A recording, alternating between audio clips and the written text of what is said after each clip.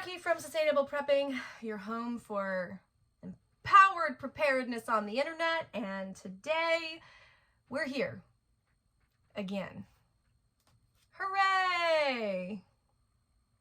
Those of you who've been following the channel for a long time know that I took almost all of 2024 off. We had a massive series of unfortunate events that started in January and just did not stop.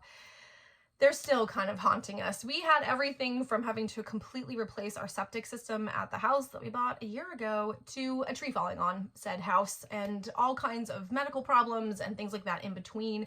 And so we had to make the decision in August to homeschool our girls because we couldn't afford to pay for daycare. And so basically my life has been topsy-turvy for the last 12 months, realistically.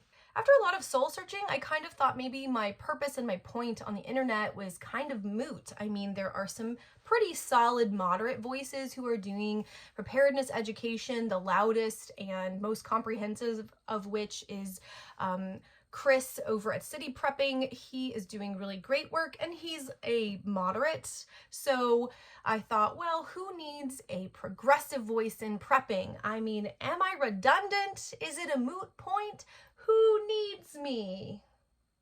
We're back because we're repeating 2016 all over again, only it's going to be worse. I think there needs to be a loud, proud, unabashedly progressive voice in prepping so that people who cannot stand conservative rhetoric can get preparedness education. And that is my commitment to you. For those of you who are newer to my channel, who discovered me because of the election or because of hurricane prep, there's a lot of you that have found me over the last few months. First of all, hello. I used to post videos every week. I will not be doing that in the future because if you didn't notice from what I just said, I'm homeschooling and I have a full-time job, so my free time is pretty limited. However, I do want to say hello and welcome. I will be on some kind of semi-regular posting schedule, and I am interested in what you want to know about prepping. I have a lot of series of things like food storage and basically shelter at home, shelter in place preparedness. That is my personal preferred method of preparedness. Although of course, as we have seen with the mountains literally flooding in my state, sometimes you have to leave. And sometimes you can have all your preparedness gear, and if your house literally gets washed away, you're going to have to make do. We're going to talk a lot about community building as an act of preparedness and preparedness as a form of resistance. That is going to be a lot of what we cover on the channel going forward. But I can't promise I'll have weekly or even bi-weekly episodes. Again, I'm a one-woman show. I film on my iPhone. I have 4 kids. I'm homeschooling 2 of them. I still have a full-time nonprofit job.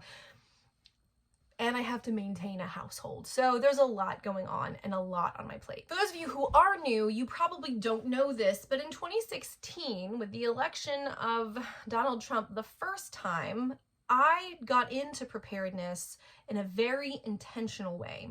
Because although I had been raised by, I wouldn't call my parents preppers, but my dad was a good Boy Scout. He was born in the 1940s in rural Minnesota, so preparedness was sort of a lifestyle. And I was raised as a living history reenactor, which meant I learned a lot of primitive skills. Basically, I was surrounded by a whole bunch of Dave Canterbury's before he was popular on the internet. Like, I did all that stuff. I was a muzzle-loading black powder sharpshooter from the time I was about 11 to the time I was about 17.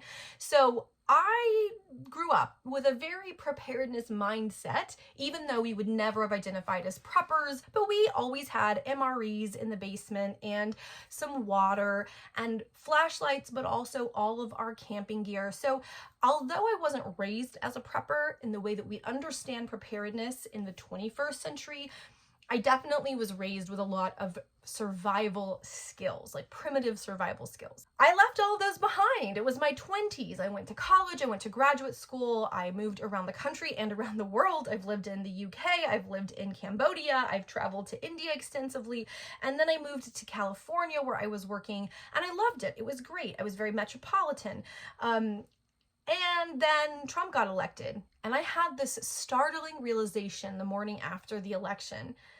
He would 100% withhold aid to California if the big earthquake happened, even if it was by a few hours. And those few hours would be mission critical. And I no longer trusted that FEMA would be available, that the Red Cross would be allowed to respond. Like, I just realized for the first time in my life, the government might not be there. And I know there's a lot of conservatives who are watching this because you love to hate watch me, and that's cool. You're welcome. The views are still views. But I grew up with a very moderate father. My father was in the military. He was stationed in France 16 years after it was liberated from Nazis, okay? His dad fought in World War II, fighting Nazis. He taught me that the government is imperfect and we should always be holding it to account, but that it is a useful tool in managing our society, and we shouldn't fear it. It should be something that we are constantly pushing on to make sure that they don't become corrupt, but that it isn't a big evil. And suddenly, for the first time, I was like, no, he's selfish. He is corrupt. Dare I say, evil. As we saw with the pandemic and the fact that one of the first things Trump did was disband the pandemic response teams that had been instituted by Obama to literally go overseas and prevent pandemics from coming to our country. Trump is kind of a selfish narcissist who literally doesn't care about people, and he is just a really great showman that has convinced half of America to vote against their own best interests. Woohoo!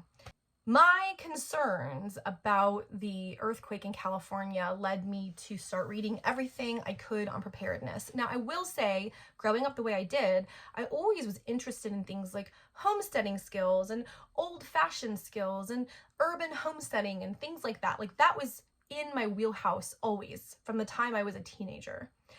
But preparedness was not something I took seriously because we had caricatured it into the doomsday preppers, and I don't believe in that. I dove into preparedness with both feet. I wasn't married, I didn't have kids, and so it became my hobby. It became almost an obsession. I got really, really knowledgeable. I read everything. I took classes through FEMA. I did all kinds of work. And then 2020 happened, and I realized that the 4 years of work that I had done, the 4 years of self-study and practice that I had engaged in was unique. And that most of my friends and family, my progressive community, weren't doing any of that. And they got slammed by the pandemic. And their eyes were open to how insecure our world is. That this whole belief that everything is always fine is a farce. It's a lie that we're sold so that we consume unnecessary things. But really, everything is a risk. We are not insulated from that risk. And so my friends started texting me and calling me. What do I do? What do I do if I can't get groceries? What do I do if I can't get toilet paper? How am I supposed to manage? And I was like, don't you have pantries? You're all adults. Most of you have kids. Why don't you have a functional pantry? I thought that should be normative. It wasn't. And so I started this channel when I had babies in the middle of a pandemic, right? I started this channel because I wanted there to be a voice of someone on the internet that was giving preparedness information, that was teaching the basics of preparedness from a moderate to progressive standpoint, where you wouldn't have to swallow so much of the toxic, right-wing, authoritarianist, pro-Nazi nonsense that is out there to get the good information. In fact, I started referring my friends to the Mormons because they were less ridiculous than a lot of the Protestant preppers that are out on the internet. It just gets really exhausting. The biggest example I have, and I've given it in a gazillion interviews, is there is a woman who calls herself the Organic Prepper. I've never met her. I've never talked to her. But organic is a code word for progressivism. Like, that's a progressive code word. She was using it because she's a part of the crunchy to alt-right pipeline, whatever. She put a post up because she's super Second Amendment and talked about the smug Parkland High School students who are advocating for gun reform. Smug. These are kids who literally watched their classmates' heads get blown off. And you're going to have the audacity to sit there and call them smug because they are trying to change the laws that allowed their friends to literally be shot to death? I hope you burn in hell. Sorry, am I a mom of teenagers who go to a high school that freaks me out every single day? Yes, I am. I live in America. The point is, I had followed her for a couple of years. I bought a couple of her ebooks. I'd supported her through my viewing and reading and commenting, whatever. And I could no longer do it because what I realized was this toxic, hyper right-wing belief system that cannot handle being challenged, right? It cannot handle the fact that teenagers who've watched people be murdered in front of them might want to change gun laws. Like, they can't handle that. So therefore, they turn everybody into an enemy. I couldn't swallow that anymore. I no longer wanted to use my attention. This is an attention economy. I didn't want to give them my attention. I did not want them to live rent-free in my brain and my heart anymore. I did not want to support them with my views or my clicks or my likes or my time or my money. But who was out there? Look at the biggest channels. One of them is moderate, and that's Chris from City Prepping. The rest of them have gone off the deep end, even more so in the last year. The rhetoric around big government coming to take your gun, which is actually much more likely now in the United States with an authoritarian who wants to take over because your guns are a threat to his power, but you don't want to think about that because it messes with the narrative you've created. It just, y'all, it was exhausting. So I created the channel in 2020, and I put together some courses that you could have on food storage and doing a whole month of food storage in a weekend and this whole program. It's still available if you want it. But that was so secondary to my original goal. And I happen to be a Christian, so let me use some Christian language if I may. I felt a call, a mission to get regular people prepared for emergencies because they're coming, and they don't care about your politics, and they don't care about your government, and they don't care about how good of a person you are. And we have been sold a lie that the world is a secure place. It isn't. It never has been. And I'm not saying that to be alarmist or scary or to say that the world is bad and terrible. I am saying that we've always faced insecurities as a human species. Your grandparents had basements full of food for a reason. Some of you had grandparents who grew up in the Depression and they would reuse Tupperware. And it's a whole running joke of whether or not the old country crock is full of butter or full of grandma's old soup. You know what I mean? And the reason for that is because those people lived through insecurity. They lived through war. They lived through poverty.